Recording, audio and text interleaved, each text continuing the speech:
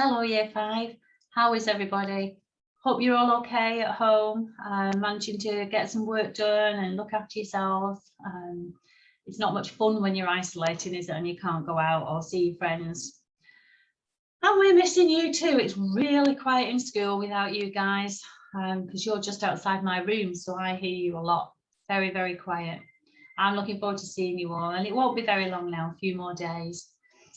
So I'm just going to read a little extract from one of my favourite books. It's a Harry Potter book, and it's The Chamber of Secrets, which is the second book, and it's one of my favourites.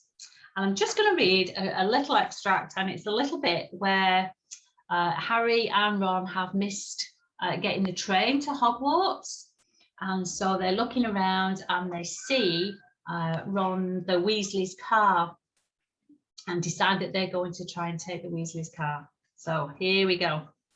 Harry, said Ron, his eyes gleaming. The car. What about it? We can fly the car to Hogwarts. But I thought, we're stuck, right? And if we've got to get to school, then we do. Even underage wizards are allowed to use magic if it's a real emergency. Section 19 or something of the restriction of thingy. Oh, I don't know. Harry's feeling of panic turned suddenly to excitement. Can you fly it? No problem, said Ron, wheeling his trolley round to face the exit. Come on, let's go. If we hurry, we'll be able to follow the Hogwarts Express. And they marched off through the crowd of curious muggles, out of the station and back into the side road where the old Ford Anglia was parked. Ron unlocked the cavernous boot with a series of taps from his wand. They heaved their trunks back in, put Hedwig on the back seat and got into the front. Check no one's watching, said Ron, starting the ignition with another tap of his wand. Harry stuck his head out of the window. Traffic was rumbling along the main road ahead, but their street was empty.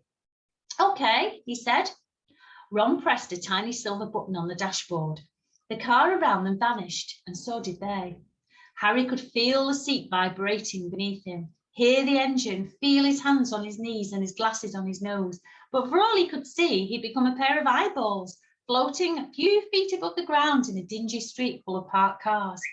Let's go, said Ron's voice from his right. The ground and the dirty buildings on either side fell away, dropping out of sight as the car rose. In seconds, the whole of London lay, smoky and glittering below them. Then there was a popping noise, and the car, Harry and Ron reappeared. Said Ron, jabbing at the invisibility booster. It's faulty. Both of them pummeled it. The car vanished, then it flickered back again. Hold on, Ron yelled, and he slammed his foot on the accelerator. They shot straight into the low woolly clouds, and everything turned dull and foggy. Now what? Said Harry, blinking at the solid mass of cloud pressing in on them from all sides. We need to see the train to know what direction to go in, said Ron.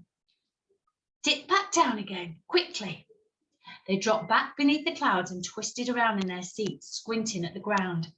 I can see it, Harry yelled. Right ahead there. The Hogwarts Express was streaking along below them like a scarlet snake. Due north, said Ron, checking the compass on the dashboard. Okay, we'll just have to check on it every half an hour or so. Hold on. And they shot up through the clouds. A minute later, they burst out into a blaze of sunlight. It was a different world. The wheels of the car skimmed the sea of fluffy cloud, the sky a bright, endless blue under the blinding white sun. All we've got to worry about now are aeroplanes, said Ron.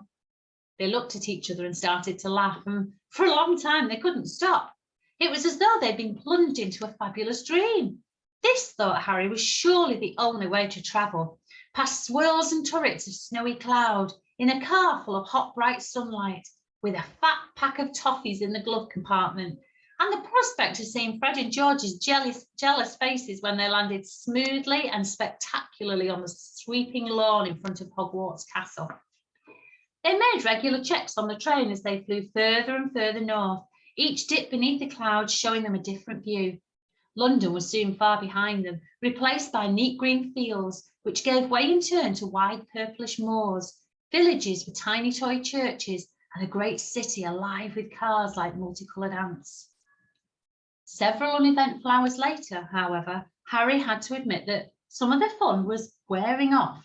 The toffees had made them extremely thirsty and they had nothing to drink.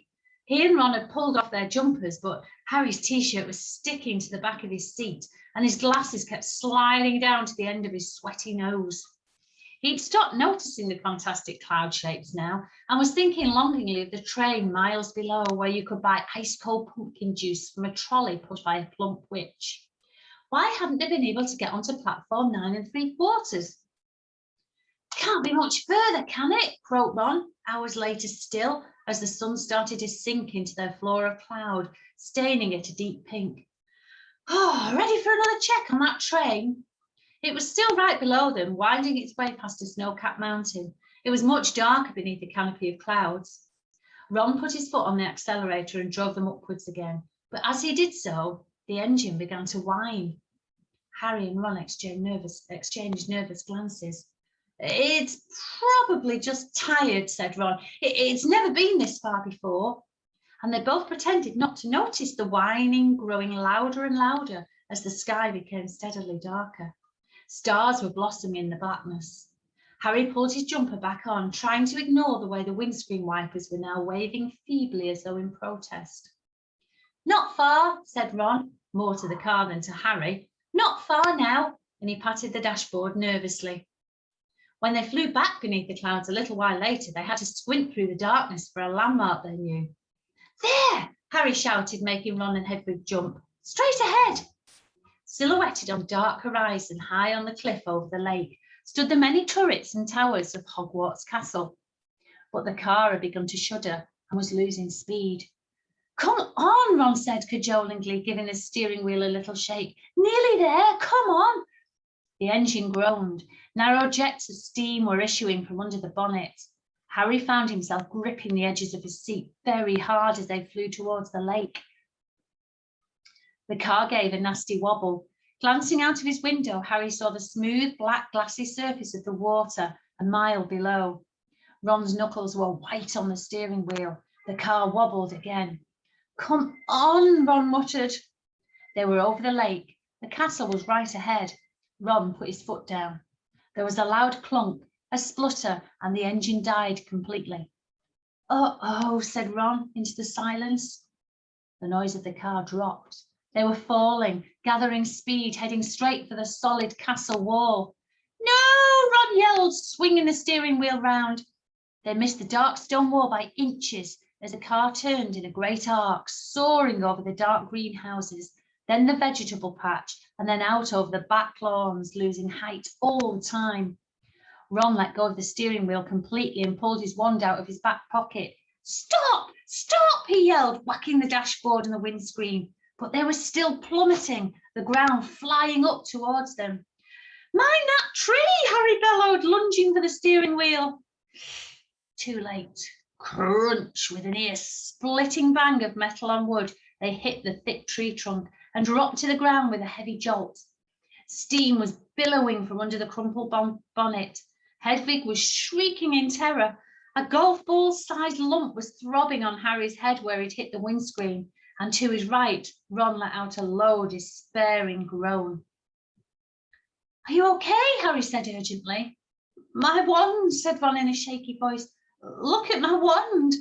It had snapped almost in two. The tip was dangling limply, held on by a few splinters. Harry opened his mouth to say he was sure they'd be able to mend it up at the school, but he never even got started.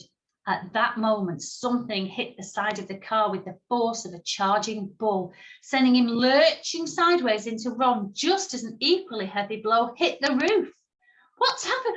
Ron gasped, staring through the windscreen, and Harry looked around just in time to see a branch as thick as a python smash into it. The tree they'd hit was attacking them. Its trunk was bent almost double, and its gnarled boughs were pummeling every inch of the car it could reach. Ah, said Ron as another twisted limb punched a large dent into his door. The windscreen was now trembling under a hail of blows from knuckle-like twigs, and a branch as thick as a battering ram was pounding furiously on the roof, which seemed to be caving in. Run for it, Ron shouted, throwing his full weight against the door. But next second he'd been knocked backwards into Harry's lap by a vicious uppercut from another branch. We're done for, he moaned as the ceiling sagged. But suddenly the floor of the car was vibrating. The engine had restarted. Reverse, Harry yelled, and the car shot backwards. The tree was still trying to hit them. They could hear its roots creaking as it almost ripped itself up, lashing out at them as they sped out of reach. Oh, that, panted Ron, was close. Well done, car. And I'll stop there. It's halfway through the chapter, so I'm sure lots of you in year 5 have already read Harry Potter.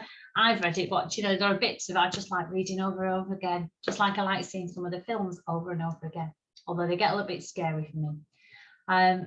Thank you for listening, and hope you're all working hard. Keep reading, everybody. Keep doing as much as you can without being too much of a worry for your parents who are trying to work. I understand that as well. So do whatever you can do and stay safe.